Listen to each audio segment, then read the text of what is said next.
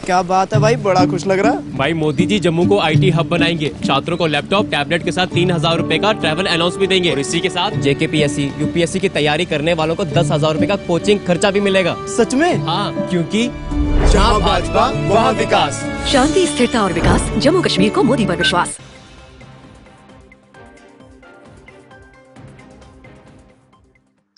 Break के बाद आपका स्वागत है। बड़े अहम मुद्दे पर हम बात कर रहे हैं क्योंकि नसरुल्लाह जो कि हिजबुल्लाह का चीफ है उसे आईडीएफ ने मार गिराया है। संजीव श्रीवास्तव विदेश मामलों के जानकार लगातार हमारे साथ बने हुए हैं। संजीव जी, एक बड़ी कामयाबी आईडीएफ के हाथ लगी है। हम किस प्रकार से आईडीएफ के इस ऑपरेशन को देखें, और ऑपरेशन भी उस वक्त जिस वक्त नेतन्याहू जो हैं वो अमेरिका में थे, यूएन में महासभा को संबोधित कर रहे थे और यहाँ पूरी तरह से ऑपरेशन चल रहा था। सर राजेश जी, सबसे पहले मैं ये कहूंगा कि ये जो इजरायली डिफेंस फोर्सेस को आतंकी संगठन हिजबुल्लाह के मुखिया हसन नसरुल्लाह को मारने में जो सफलता मिली है, वो इजराइल की आतंकवाद के विरुद्ध जो उसकी लड़ाई है उसमें एक बहुत बड़ी उपलब्धि है। और ये जो इजराइल का आतंकवाद के विरुद्ध जो युद्ध है जो 7 अक्टूबर के बाद से शुरू हुआ, ये उसी लड़ाई का पार्ट है।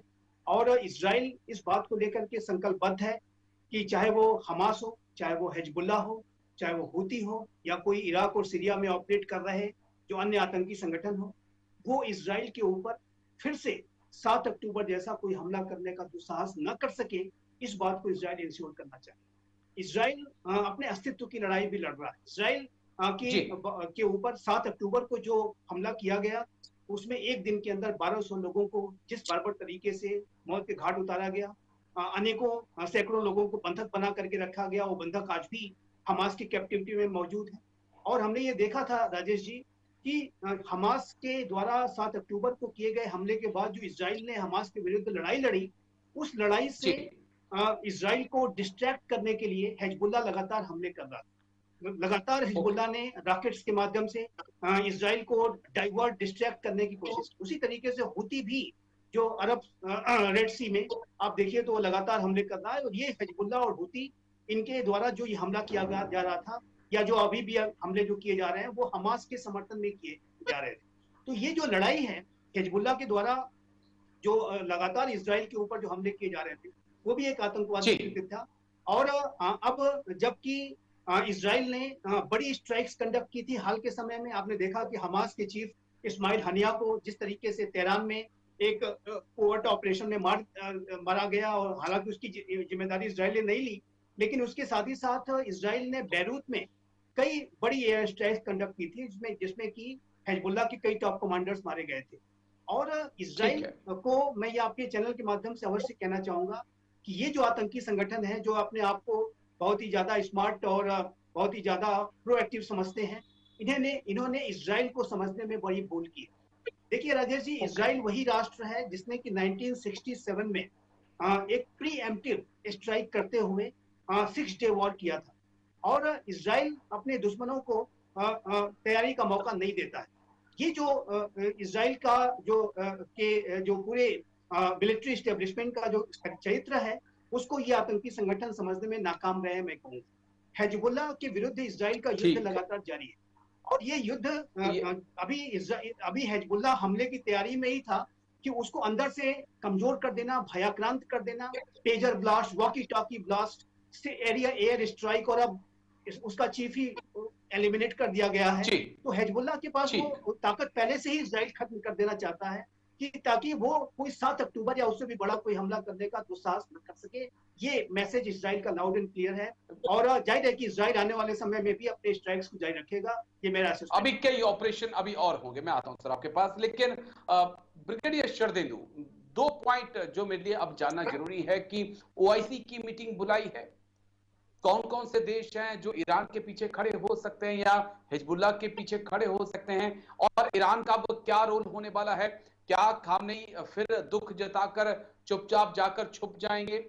क्या आईआरजी वो चुपचाप देखती रहेगी या हिजबुल्लाह के पीछे खड़ी होगी? क्योंकि इससे बड़ी चोट नहीं हो सकती और इससे बड़ी शर्मसार करने वाली घटना भी नहीं हो सकती कि आपके घर में घुसकर मोसाद ने हमास के चीफ को इस्माइल हानिया को मार गिराया। इससे बड़ी शर्मनाक घटना नहीं हो सकती कि आपकी ताकत हिजबुल्लाह उसके कमांडर को ढेर कर दिया। ये तो ईरान के ऊपर सवाल है सर। अब श्रीनगर हमारे जम्मू में इतने टूरिस्ट कब आएंगे? अब आएंगे। क्योंकि मोदी जी यहाँ के ऐतिहासिक स्थानों को इंटरनेशनल पहचान दिलाएंगे। मेट्रो और इंटरनेशनल एयरपोर्ट बनेगा। जम्मू बनेगा स्पेशल टूरिस्ट हब। सच में? हाँ, क्योंकि जहाँ भाजपा वहाँ विकास।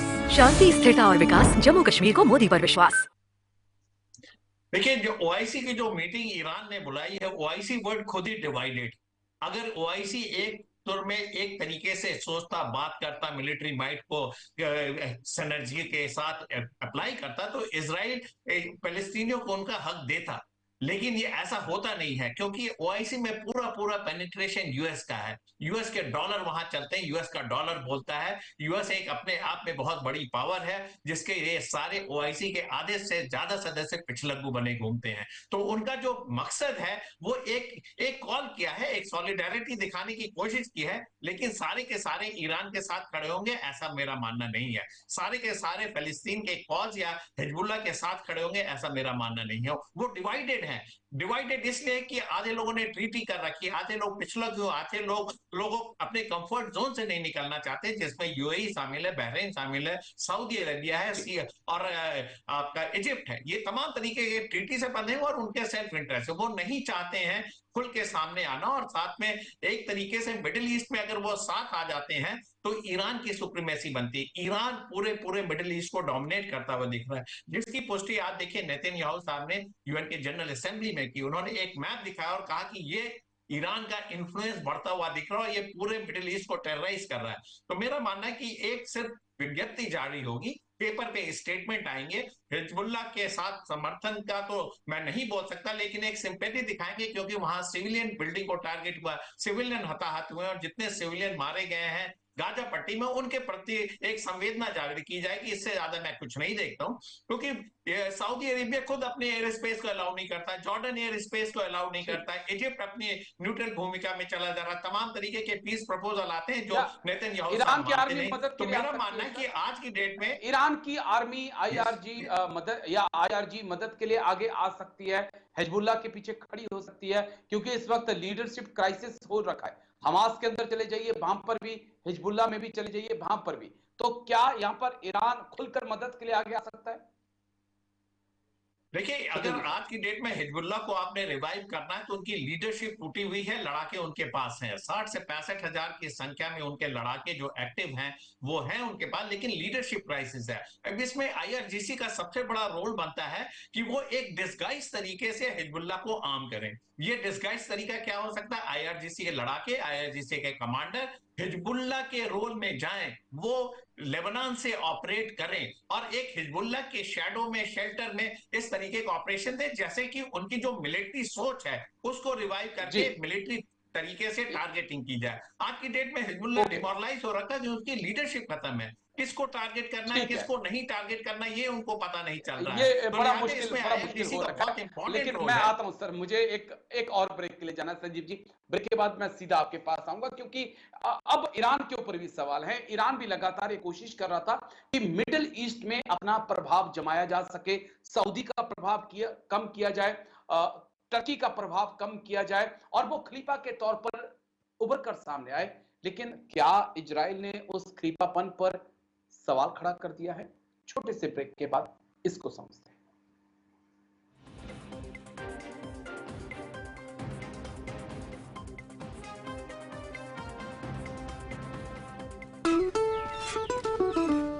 बड़ी खुश हो माँ, क्या बात है? खुशी तो होगी, क्योंकि मोदी जी देंगे हर साल 2 LPG सिलेंडर, मां सम्मान योजना के 18,000 रूपए और ओल्ड एज पेंशन 3 गुना करेंगे। सच्ची? हाँ, क्योंकि जहाँ भाजपा वहाँ विकास। शांति, स्थिरता और विकास, जम्मू कश्मीर को मोदी पर विश्वास।